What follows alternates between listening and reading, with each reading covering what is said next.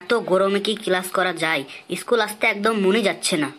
ঠিকই বলেছিস হাবলু, একদম স্কুল আসতে ইচ্ছা করছে না। আমার মাথায় একটা বুদ্ধি এসেছে, তোরা যদি সাথ দিস তাহলে সেটা করব। কি বুদ্ধি হাবলু, তাহলে বল, তারপরে তো তোর সাথ দেবো। এই যে আমরা গরমে ক্লাস করতে পারছি না, ভীষণ অসুবিধা হচ্ছে, এর জন্য স্কুলে এসি বসানোর জন্য একটা আবদার করব স্যারদের। তো তার জন্য তোরাও সাপোর্ট করবি আমায়, তাহলে কাজটা হতে পারে। এতক্ষণ সবই শুনলাম, হাবলু তোর যুক্তিটা খারাপ না, ভালোই বলেছিস। আমরা সকলেই তোর সাথ দেব। আমাদের স্কুল আর এসি, এটা আমি মানতেই পারি না। স্যাররা কোনোদিন আমাদের স্কুলে এসি লাগাবে না, আমাদের ফালতুই বলা হবে। আরে ফজা, তুইও তো চিন্তা করছিস কেন? হলে হবে, না হলে না হবে, বলাটা কি যাবে না নাকি? বল স্যারকে, হলে তো ভালোই হয়। Good morning sir. Good morning sir. Good good morning morning. ঠিক করে আজই নতুন স্যার আসলো? বাচ্চা তুমি কি বলছো? স্যার আমি কিছু বলছি না তো। তোমাদের স্কুলে আমি নতুন এলাম, আমার নাম পাকারলাল। আমার পুরো নাম পাকারলাল সিং চান্ডে। তোমাদের দর্শনের ক্লাস নেব। স্যার আপনাকে কি গরম লাগছে না? Yes yes, I am very hot weather. তোমাদেরকেও লাগছে, আমাকেও গরম লাগছে, কিন্তু কিছু করার নেই। স্যার আমাদের একটা আবদার ছিল, তো আপনি তো নতুন ক্লাসে এসেছেন, তো আপনাকে বলে কি হবে তাই ভাবছি। No problem no problem, first take now your question. Sir আমাদের বিশেষ কোনো আবদার নেই, এই যে দিনের দিন তাপমাত্রা বৃদ্ধি পাচ্ছে, এর জন্য আমরা ক্লাস করতে পারছি না, তাই ক্লাসে একটা এসি লাগানোর জন্য বলছি। ইওর কথা আমি বুঝি, কিন্তু আমার কিছু করার নেই, এটা হেডমাস্টারের দায়িত্ব। স্যার আমি জানছি এটা হেডমাস্টারের দায়িত্ব, কিন্তু আপনি যদি আমাদের সঙ্গে সাথ দেন তাহলে একটু ভালো হতো। হ্যাঁ হ্যাঁ স্যার, আপনি আমাদের সঙ্গে সাথ দিন না। স্যার আপনাকে দেখে তো খুবই ভালো মনে হচ্ছে, আমাদের সাথে সাথ দেন না। ঠিক ক্লাস হওয়ার পর আমি দেখব, তখন তোদের একজনকে ডেকে নেব, সবাই গিয়ে তো ভিড় করলে হবে না অফিসে। এর পড়াশোনার হাল কি? স্যার পড়াশোনার হাল বেহাল, এই গরমে একটুও পড়াশোনা করতে ইচ্ছা করছে না। আমি তো বুঝতে পারছি এত গরমে, কিন্তু পড়াশোনা তো চালিয়ে যেতে হবে না। আজ তোমাদেরকে কিছু প্রশ্ন ধরবো, সেগুলোর উত্তর দিবে। এই কোনার ছেলেটি, তুমি দাঁড়াও। তুমি বলো, এসি আমাদের কি ক্ষতি করে? স্যার এত জটিল প্রশ্ন তো পারা সম্ভব নাই, তো একটু ভেবে দেখছি স্যার, টাইম দেন আমাকে। স্যার অনেকক্ষণ ভাবার পর আমি যা দেখছি, এসির কোনো ক্ষতিই নাই, শুধুই উপকার। বাহ চমৎকার, তোমরা নাকি এই ব্রিলিয়ান্ট স্টুডেন্ট, তোমরা এসির কোনো ক্ষতি দেখতে পেলে না, তার জন্যই শুধু এসির আবদার করছো। আজ তোমাদেরকে সুদে আসলে সব বুঝিয়ে দিচ্ছি। ও স্যার, এসির কি ক্ষতি আছে নাকি? তুমি দাঁড়িয়ে থাকো, সব জানতে পারবে আস্তে আস্তে। পরের জন উঠে দাঁড়া, তুইও এই প্রশ্নের উত্তরটাই দে। স্যার আরেকবার আমি ঠিকঠাক বুঝতে পারিনি, এসি আমাদের কি কি ক্ষতি করে সেটা বল। স্যারের সাথে একটু চালাকি করি। স্যার অনেক ক্ষতি করে, কিন্তু বলে ফুরানো যাবে না, এর জন্য আমি আর বলছি না, আপনি পরে জেনে নিন।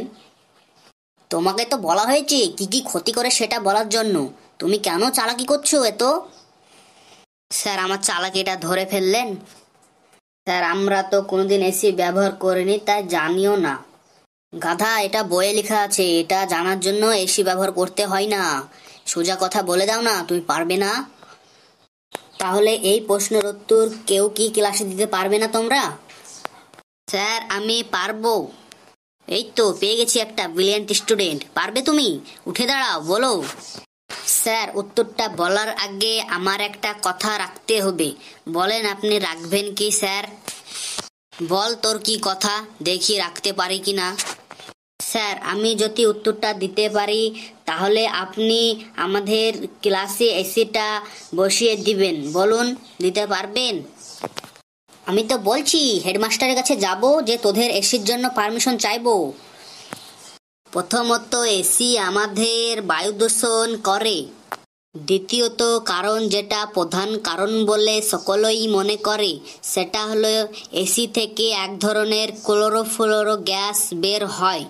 এই ক্লোরোফ্লোরো গ্যাসটি আমাদের পৃথিবীর বাইরে যে একটা অদৃশ্য ওজোন লেয়ার আছে সেটাতে খুবই ইফেক্ট ফেলে, সেটা ওজোন লেয়ারটাকে ক্ষতি করে। এই ওজোন লেয়ারটি নষ্ট হয়ে যাওয়ার কারণে আমাদের এত তাপমাত্রা বাড়ছে, দিনের পর দিন আমাদের তাপমাত্রা বাড়তেই থাকছে। এত তাপমাত্রা বাড়ার কারণে আমাদের যে আন্টার্কটিকা মহাদেশ আছে সেই আন্টার্কটিকা মহাদেশের বরফ আস্তে আস্তে গলছে। বৈজ্ঞানিকরা যেটা বলছে এই বরফ গলার কারণে সমুদ্রের পানির লেয়ার আস্তে আস্তে বাড়ছে। যে সমুদ্রের ধারে যে শহরগুলো আছে সেটা ভবিষ্যতে তলিয়ে যাবে এবং এটা আমাদের স্কুলের আওতাতেও পড়ছে।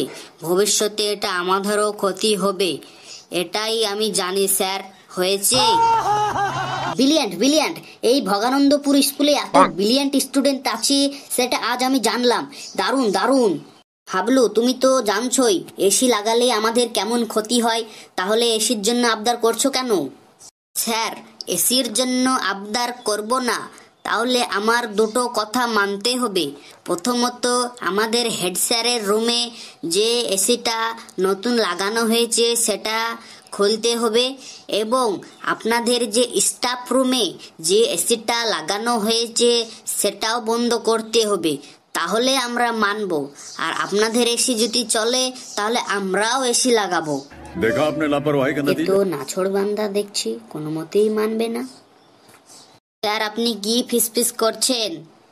কই না তো, কই কিছু তো আমি ফিসফিস করছি না। তাহলে চলুন স্যার। আমাদের দাবি মানতে হবে, ক্লাসে ক্লাসে এসি বসাতে হবে। আমাদের দাবি মানতে হবে, ক্লাসে ক্লাসে এসি বসাতে হবে। ঠিক আছে তোরা থেমে যা, এভাবে আওয়াজ করিস না, এটা স্কুল। সত্যি বলবো আমি তোদের ক্লাসে এসে ফেঁসে গেছি। আমি নতুন স্কুলে জয়েন করলাম, কি বলে স্যারের কাছে যাই বল এসির জন্য? কোনো স্যার মনে হয় যায়নি, তোরা আমাকে ধরেছিস। আমারও চাকরির টানাপাড়া লেগে গেছে। স্যার যদি হঠাৎ বদলি করে দেয়, এমনিতেই অনেক চাকরি বাদ গেল, আমার ভীষণ ভয় করছি। স্যার আপনি 2 নম্বরই মাল নয় তো? কি বলিস এটা? ভয় দেখাচ্ছিস নাকি আমায়? বাপের টাকায় পড়াশোনা করেছি, পরীক্ষায় ভালো র্যাঙ্ক করে চাকরি নিয়েছি, কেউ বাদ দিতে পারবে না। তাহলে তো ঘাবড়াচ্ছেন কেন স্যার? ও ওটা এমনি রে গাধা, বুঝবি না, ওটা এমনি। কোনো না কোনো কারণ তো আছেই, এমনি এমনি কি ঘাবড়ানি হয়? এসব কথা ছাড় তো, পড়াশোনার বেলায় নেই বড় বড় কথা মুখে। স্যার আমি বলছি কি, খুব টাইম লস হলো, এবার চলুন। এই থাম তো, তোর এসি এসি করে কি ঘুম আসছে না? আমার বুকটা ধড়পড় ধড়পড় করছে কেমন, দেখতে পাচ্ছিস না? এক্ষুনি তো বললেন স্যার আমার কোনো ভয় করছে না, আবার ধড়পড় করছে কেন বুকটা?